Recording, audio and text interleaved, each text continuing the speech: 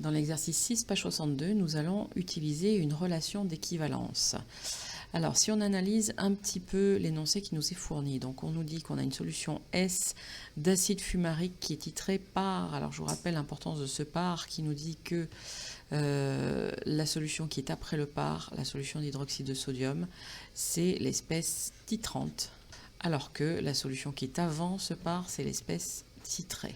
Donc on connaît la concentration de l'espèce titrante, on connaît le volume de la prise d'essai d'acide fumarique ici, on connaît le volume à l'équivalence et on connaît également ici la réaction support du titrage. Donc on a beaucoup d'informations qui vont nous permettre de répondre à la question 1, c'est-à-dire établir la relation entre les quantités de matière d'acide fumarique et d'ion hydroxyde à l'équivalence du titrage.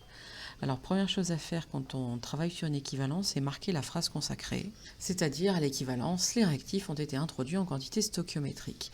Et alors, je peux donc établir une relation entre les quantités de matière grâce aux coefficients stoichiométriques qui sont devant mes deux réactifs, c'est-à-dire 1 et 2, le 1 étant implicite en chimie. Et j'écris donc que N1C4H4O4 sur son coefficient stoichiométrique 1 est égal à NeHO- sur son coefficient stoichiométrique, c'est-à-dire 2. Donc là, voilà ma relation entre les quantités de matière. Je ne suis pas obligée de l'exploiter plus, parce que de toute façon, on va me demander de le faire dans la question 2. Pour trouver la concentration en acide fumarique de la solution S, alors trouver la concentration, ici j'ai des quantités de matière, et bien ces quantités de matière, je vais les exprimer en fonction de volume.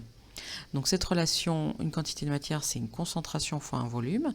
Donc je vais écrire que c'est la concentration en acide fumarique, C4H4O4, multiplié par le volume de la prise d'essai, c'est-à-dire V1, est égal à la concentration en ion hydroxyde HO-, multiplié par le volume équivalent. Si j'isole la concentration en acide fumarique, je vais écrire que c'est égal à la concentration en hydroxyde multiplié par VE sur V1. On fait l'application numérique, et là, un des gros avantages de cette relation, c'est que vous divisez un volume par un autre, donc vous n'avez absolument pas besoin de les convertir, parce que votre facteur de conversion se simplifierait de toute façon.